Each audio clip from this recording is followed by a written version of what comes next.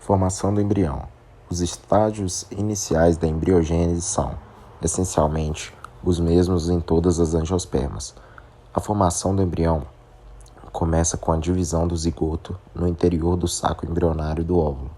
Na maioria das plantas com flor, a primeira divisão do zigoto é assimétrica, plano do corpo da plântula de Arabistópsis. O padrão apical basal consiste em um eixo com o ápice caulinar em uma extremidade e o ápice radicular na outra. No quadro B, uma ascensão transversal através do hipocólito revela o padrão radial, que é constituído por 3 sistemas de tecidos, representados pela epiderme, tecido fundamental e tecido vascular. Desenvolvimento do embrião de uma monocotiledônea sagitária. Estágios iniciais.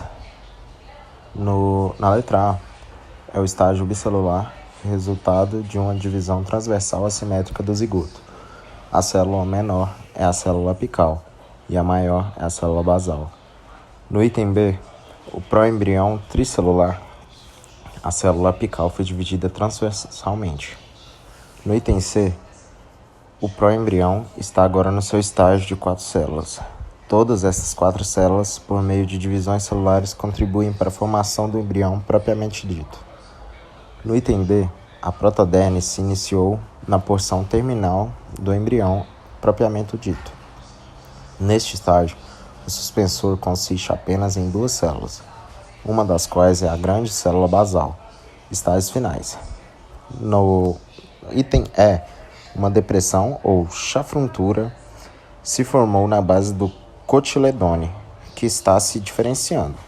No item F, o cotiledone se curva e o embrião está alcançando a maturidade. O suspensor não está mais presente. Desenvolvimento do embrião de uma euticotiledônia bolsa de pastor. No item A, o estágio bicelular, resultado de uma divisão transversal assimétrica do zigoto, formando uma célula apical superior e uma célula basal inferior. No item B, o proembrião com 6 células. O suspensor agora é distinto das 2 células terminais, as quais se desenvolverão no embrião propriamente dito. O endosperma fornece o alimento para o embrião em desenvolvimento. No item C, o embrião no qual se desenvolverá em epiderme, a grande célula no estágio codiforme, quando os cotiledones,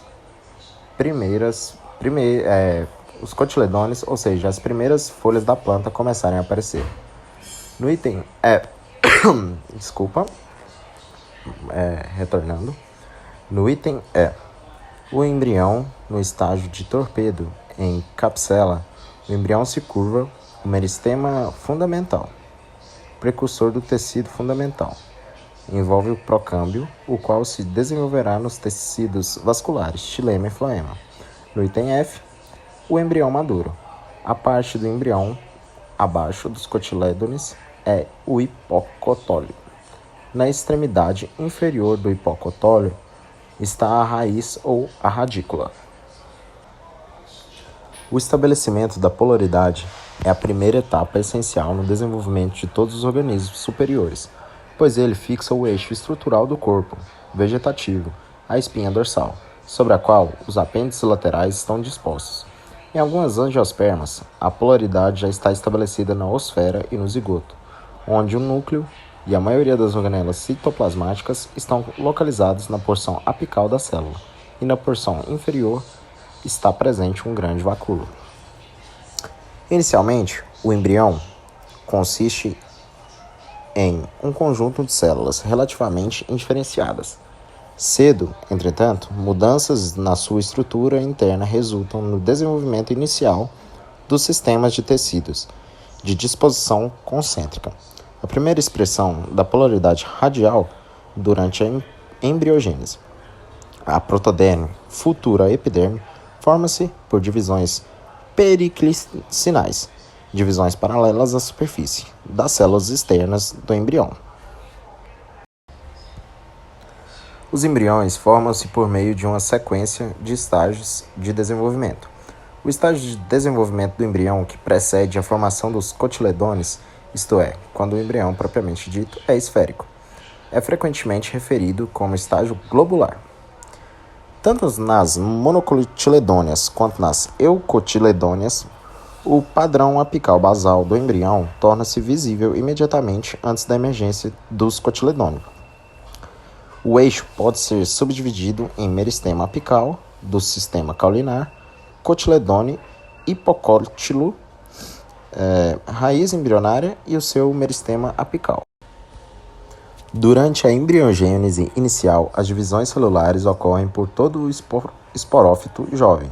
Entretanto, assim que o embrião se desenvolve, a adição de novas células se torna gradualmente restrita ao meristema apical do caule e da raiz. Os meristemas apicais, tanto do caule quanto da raiz, são de grande importância, pois esses tecidos são praticamente a fonte de todas as novas plantas das células, responsável pelo desenvolvimento da plantula e da planta adulta.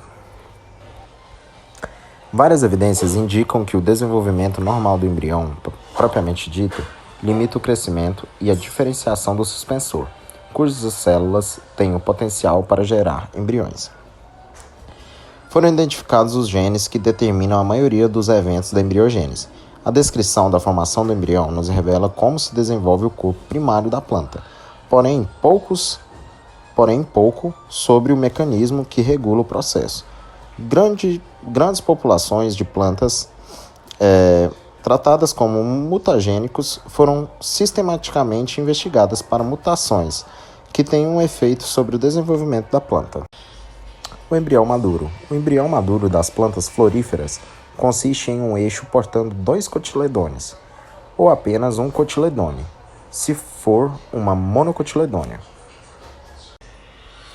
Plantas mutantes de Arabistopsis.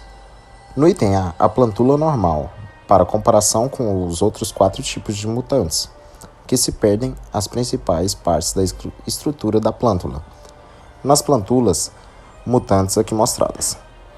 No item B, perde o meristema apical, caulinar e os cotiledones. No item C, perde o hipocotólio. Logo, o meristema apical caulinar e os cotiledones se ligam diretamente à raiz. No item D, monoptérios perde a raiz e no item E, perde tanto a porção apical quanto a basal.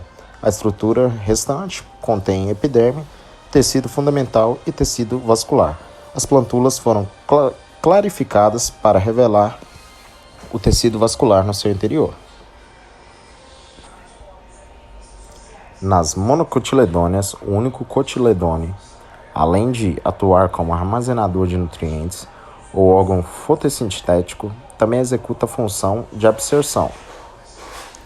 Todas as sementes têm um revestimento externo, o envoltório seminal ou testa, que se desenvolve a partir do tegumento do óvulo e promove a proteção do embrião. Este revestimento, em geral, mais fino do que tegumento do qual teve origem. Sementes de algumas eudicotiledôneas e monocotiledôneas comuns.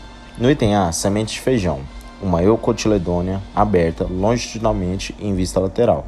O embrião do feijão tem uma plúmula acima dos cotiledones, consistindo em um eixo curto, um par de folhas e um meristema apical. O meristema apical caulinar localiza-se entre as folhas e não pode ser visto aqui. Os cotiledones carnosos do embrião de feijão contêm nutrientes armazenados. Letra B. Sementes de mamona. Outra eudicotiledônea, abertas longitudinalmente, mostrando o embrião em vista frontal e em vista lateral. No item C, a cebola. E no D, o milho. Estão mostrados em vista longitudinalmente. O meristema apical caulinar do embrião da cebola localiza-se em um dos lados e na base do cotiledone, o qual é muito maior que o restante do embrião. O embrião do milho tem um escutelo bem desenvolvido e uma radícula. Os nutrientes armazenados em ambas as sementes estão no endosperma. Maturação da semente. No final da embriogênese, a divisão celular do embrião maduro cessa e a semente entra na segunda fase de seu desenvolvimento, a fase de maturação. Durante a embriogênese, há um contínuo fluxo de nutrientes dos tecidos da placa-mãe para os tecidos do óvulo. Entretanto, é durante a fase da maturação da semente que ocorre o acúmulo maciço de reserva alimentar no endosperma, no perisperma ou nos cotiledones da semente em desenvolvimento. Requisitos para a germinação da semente. A retomada do crescimento do embrião ou germinação da semente depende de muitos fatores. Os 3 fatores externos, especialmente, são água, oxigênio e temperatura. Além disso, pequenas sementes, como aquelas de alface e muitas ervas daninhas, exigem comumente a luz para que ocorra a germinação. Porque a maioria das sementes maduras é extremamente seca, a germinação não ocorre até que a semente absorva a quantidade de água necessária para as atividades metabólicas. As enzimas presentes na semente estão ativas e novas são sintetizadas para a digestão e utilização das reservas nutritivas acumuladas nas células durante a maturação da semente. As mesmas células que inicialmente sintetizaram enormes quantidades de material de reserva agora revertem completamente seus processos metabólicos e digerem o material armazenado. O aumento de tamanho das células e a divisão destas se iniciam no embrião e seguem padrões característicos das espécies. O crescimento subsequente requer um suprimo contínuo de água e de nutrientes. À medida que absorve a água, a semente aumenta de seu tamanho. Uma pressão considerável pode se formar no seu interior. Obrigado, boa noite. Esse foi o trabalho do nosso grupo.